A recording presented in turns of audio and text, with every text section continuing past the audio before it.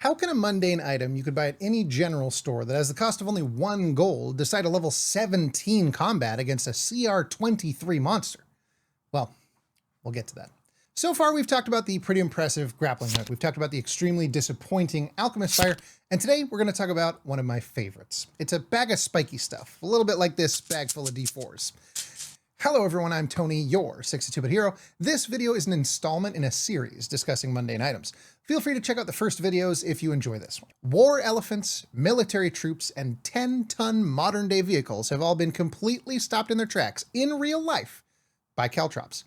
How does that hold up in D&D?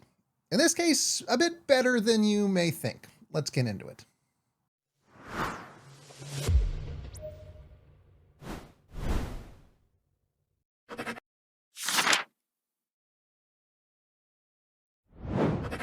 Cost 1 gold piece, weighs 2 pounds.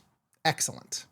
As a utilize action, you can spread caltrops from their bag to cover a 5-foot square area within 5 feet of yourself.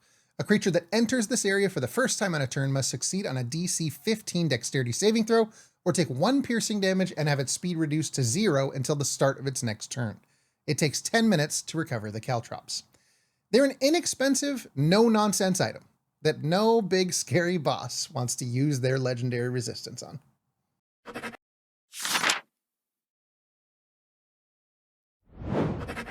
I love Caltrops. A few things of note. First, this sets movement to 0. It doesn't grapple, it doesn't restrain, it doesn't do anything that an enemy is likely to be immune to. It also doesn't have a size restriction, which makes sense based on the real life history, I guess. Also, 1 damage, I guess it does do damage, but for a Thief Rogue, this does work with fast hands. This kind of bonus action in a tight corridor as you run from an enemy is awesome. The dex save DC being 15 is plenty high. Obviously, we'd love for it to be able to go higher at the higher tiers of play, but I'll take it. This is, however, a pretty tough full action to swallow for non-Thief Rogues. We're also not going to have any way to utilize this against things like flying enemies. Taking 10 minutes to recover them is silly, but it does tell me at least that they stick around until you very deliberately get them out of that space. These also, unfortunately, don't cut off movement for long. They get their full movement back, no action required, at the start of their next turn, and rules as written only make the save when they enter the area for the first time on their turn. So if they're in the Caltrop space when their turn starts, they don't have to make any save. This can lead to kind of messy situations where an opponent has used 30 feet of their movement, fails the save, but that's as far as they were going to go anyway. And on the next turn, they're completely unaffected. Or it can lead to the best case situation where they fail on the Caltrops 5 feet after using a dash action or right after they start moving. Really depends on the setup, and that can be unpredictable. But PCs now have more options than ever to move their foes. Push mastery on weapons, the Barbarian's Forceful Blow, Unarmed Strike Shove, the Crusher Feat, Thunderous Smite, and so many more options allow you to forcefully shift your foe's position, which could set them up to get caught in the Caltrops again as they start moving on their turn. Most PCs in combat are probably not going to find this to be their most useful option, but I'll stand by that it is a solid option in the right circumstances. Nothing says you can't set these up ahead of time. If you know where combat's going to take place, or you want to set up a spot to have some of your own traps, these make a great inexpensive option. Also to note, a 5-foot square isn't very big. You'll need choke points and tight hallways. But if you have them, remember that every creature that goes through the space has to make this save.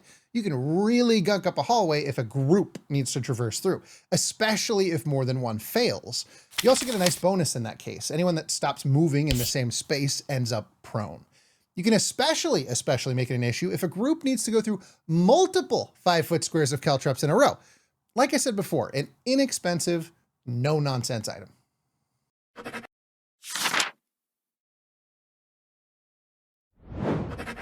This time our example is a little bit different. We're not using Ziggy the Thief Rogue as our example. This time we're talking Koa Lua, my level 20 Turtle Bard Fighter multiclass who survived an epic over 2-year campaign and saved the world with his party. At level 17, we were deep in a mountain hunting a godlike enemy when suddenly a wall trap split the party. Koa Lua on the hallway side and the rest of the party in the more open cavern. Initiative is rolled, and instead of dodging, investigating, or holding my action, I emptied my trusty bag of caltrops in front of me. Turns out our foe was the Jublex, demon lord of the oozes, and they were coming right for the turtle through the hallway. Oozes are not generally what I would call dexterous, so when they end up hitting the Caltrops, they fail to save. This huge CR23 monster was immune to the grappling condition, immune to being restrained, immune to a ton of things. But remember, rules as written, that's not what Caltrops do. Caltrops set your speed to 0, and there are no size restraints either. After taking some powerful acidic attacks, the wall behind Koa Lua is destroyed, and the more fragile, but not that fragile, Arcana Cleric Aerie is hurling powerful magics and then retreating around the corner to safety. There's no saving throw against Koa Lua's College of Swords Mobile Flourish on hit, which pushes the Jublex back and means to move forward, they're gonna hit the Caltrops again. And they fail to save again. It's much more important for the Jublex to be able to save against the powerful magics and the Battlemaster maneuvers than it is the 1 damage Caltrops. So the Ooze chooses to not use their legendary resistance and thus cannot make it to the powerful spellcaster. Koa Lua and his mighty Hexblade Vengeance Paladin friend Vandrin stood toe-to-toe, dealing melee damage, while the Cleric Aerie and our Rogue Varus were able to utilize their array of spells and sneak attacks from a safe vantage point. This was no easy fight, and we still almost lost Koa Lua to a deadly acid attack. Caltrops completely decided that tier 4 combat in my mind, and I'll always be grateful to my little spiky friends for it. Now, I do understand that many DMs would simply go, that's actually stupid that the Ooze can't move, so the Ooze can move, and that would be fine. My DM decided to reward this unique interaction by playing the situation rules as written, and it created a very memorable combat.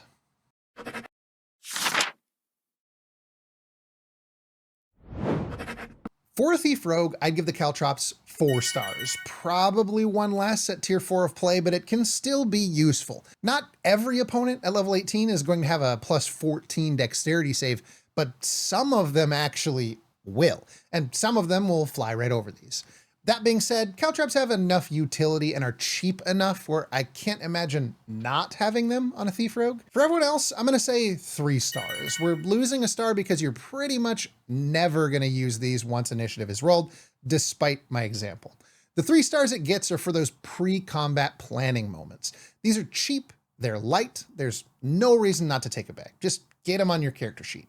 And don't be shy about buying extra bags either.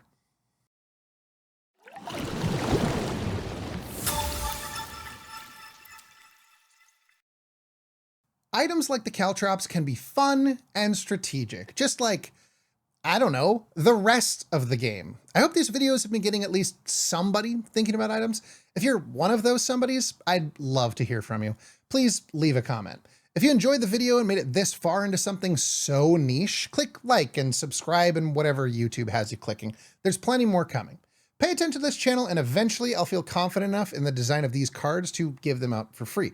They're a work in progress, and I think we're almost there. They work pretty good for me when I'm playing my Thief Rogue Ziggy. Thank you all again so much for watching. Do good, be good. Bye-bye.